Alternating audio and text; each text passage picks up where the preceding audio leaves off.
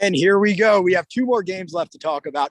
First of all, we have the battle of former St. Louis teams as the Cardinals, now in Arizona, will take on the Los Angeles Rams, and that game will take place in Los Angeles.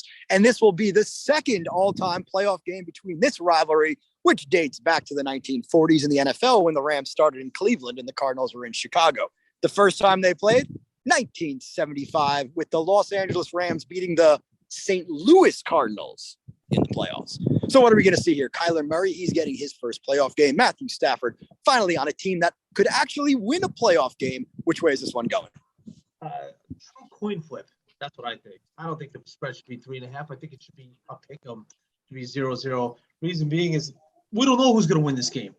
There is nothing that's neither one of these teams looks better than the other team.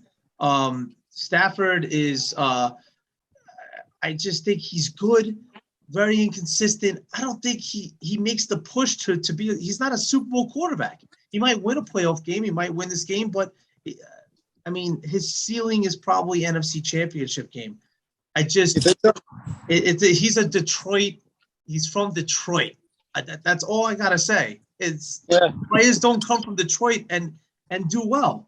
You know, the last good player we saw come from Detroit was Darius Slay, I believe, who's on Philadelphia. And all right, they're in the playoffs, but they're probably losing this week. So it's just goes to show I don't see very two even match teams. Stay away from it. Don't bet it. Unpredictable. Yeah, well, the Rams are a 4-point favorite here. So more or less moving on with that one. Stafford's actually not from Detroit. He's out of the University of Georgia, who just won the national championship. Like James's favorite New York Giants quarterback. I think Jake he meant Fromm. Pro career. Pro career. No, I was trying to make a Jake Fromm joke. Yeah. All right.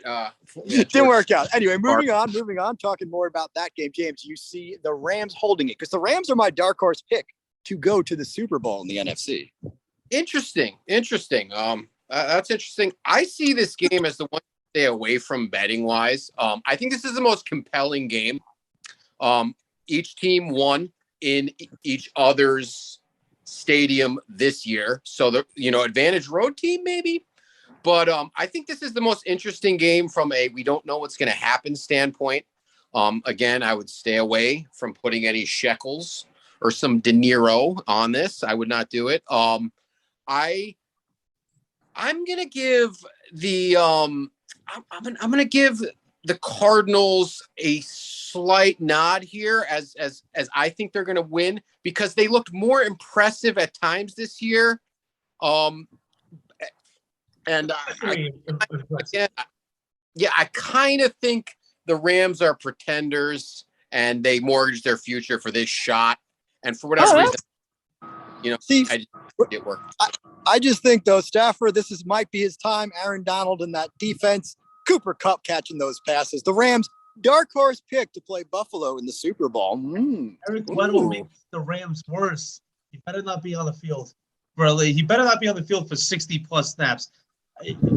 25 or less. They will pick on him. All right, then. So we got one more game, and this is the national game of the week. This is what most people in the country care about. Depending on what team you're on, it's the glory game as the San Francisco 49ers travel to Dallas to play the Dallas Cowboys. And this will be the 8th time these teams have met. You could remember the battle of the 90s heavyweights real fast in those games. Dallas is 5-2 in the playoffs, winning the championship games in 1970 and 1971. 1972, they eliminated San Francisco in the divisional round. So that's 3 years in a row they eliminated this team. We all know the catch. That was Joe Montana to Dwight Clark. That was in 1981, San Francisco's first victory, followed in 92 and 93 by 2 consecutive championship game victories by the Cowboys, both Super Bowl champions, and the 49ers beating them with Steve Young the following year en route to a Super Bowl 29 victory. We're going to Dallas. We're going to see fireworks. We're going to see dancing girls. We're going to see Texas. We're going to see Jerry Jones. We're going to see all the pageantry. But will we see a Cowboys victory, James? No. And are you saying that because you're a Giants fan, or you think they're going to lose? Well, if you go back a couple weeks, I've been swinging from the 49ers collective ball sacks for a while. watching them win and do well with a meh quarterback in Garoppolo, a game manager at best. The coaching staff deserves a lot of props to take someone like Deebo Samuel and turn him into this dynamic weapon. I see the 49ers making the day rough for the Dallas defense that is very overrated. They don't seem to show up against good teams. The 49ers coming back and winning and getting in. I think they're playing well and they feel good. And Dakota's a scrub. He's a very high paid scrub who's gonna let his team down again. And the 49ers are my dark horse pick, getting better every week they play to go to the Super Bowl. Just the dark horse stuff. Pete, what are we going to see? Are we going to see that fiery Cowboys offense that led the league in offense for the first time since 1971 when they did win Super Bowl VI, or are they going down? Let the team in garbage. That is exactly how you identify a dark horse team. It's basically a team that doesn't really have a shot. And San Francisco probably has the best shot to go the farthest out of all the teams, that, including the Raiders, probably better than shot than the Raiders to go far. What I love about this playoffs, especially what you see in the NFC, is Green Bay is in a different class than all the other teams. But all the games, this playoffs is going to be so good because of these matchups.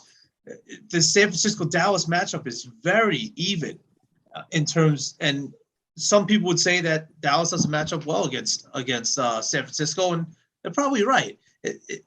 It's going to be a closer game than a lot of people think. I think the 3-point spread is very good. Give advantage to the home team. But in order for Dallas to really come out with this game, and I think they're going to do it, they're probably going to have like an honorable mention.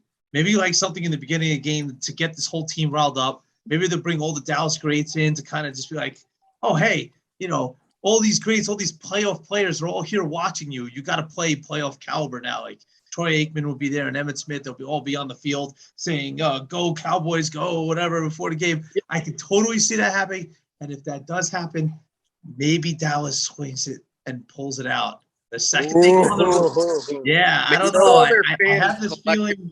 I love the 49ers, but this is the Pete, game. I'm gonna have to agree with you.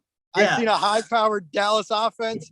I think the 49ers ruck lungs out. I think Dallas takes this game for their 6th playoff victory over the 49ers. We'll see what happens. So two teams now playing this week, Tennessee and Green Bay. Those teams are anxiously waiting for their next opponent. Should they be happy? Not only happy they have this bye week off because they have to win one less game. Do you think this favors them, or are they necessarily going to just sit back and kind of be like, when they have to play, we'll see what happened to Baltimore a couple of years ago. They had a week off, the best record, and Tennessee beat them. What do we think? It favors both of them. From getting Derrick Henry, fresh legs. With Green Bay. And Green Bay just having home field advantage throughout the whole thing. Nothing stops Rodgers. Nothing slows Rodgers down. It doesn't matter. Especially if there's a woman in his life that upsets him right before the game, it's really just over. I mean, Green Bay's probably, setting up that scenario right now. The brass probably not a cheese to hurt his feelings. Yeah. Right. They're trying to, right. What do you got, James? I think I think the Titans are above all teams needed this week off, to see if Henry gets his legs from under him and he's, ready. And, this is the first 18-game season, boys. Like, this is our 18-week season. This is a longer season than ever. I think that bye is crucial. And I think it's just adding another reason why my non-dark horse, I think they're going to win pick is the Green Bay Packers. I think this rest will behoove them well. Aaron Rodgers can do whatever he needs to do to that weird toe of his to get ready. And I see specifically Green Bay coming out and battering whoever they play. Right. So let's hear all of your, after this, we'll finish the show with this. our Super Bowl predictions. Who will be in the Super Bowl before the playoffs start? We'll do one for next week's games too. Once probably my teams get eliminated on my picks. But Pete, who do you like in the Super Bowl before the playoffs start with these 14 teams? Packers, Buffalo. Okay. Packers, Buffalo. James, who do you like? For me, it's Packers and Chiefs. And before we sign off, I got a couple quick hitters for you boys. Go for it. Okay. What about you, Greg? Oh, I'll give my prediction, and then we'll throw it back to James. My prediction right here, I'm going to say in the NFC, I'm sticking to it. The Los Angeles Rams will get through and upset the Packers. Aaron Donald and the defense will stifle them. And they will be going to the Super Bowl. Boy.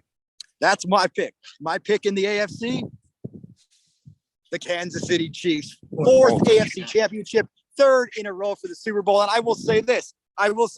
If the Chiefs do not get to a third consecutive Super Bowl, whichever team wins the AFC, I will buy their conference championship hat and wear it on this podcast the day after the Super Bowl. The championship games to congratulate that team. But I'm seeing Chiefs and Rams. James, you got something to say? What's the candor to end the show? Yeah.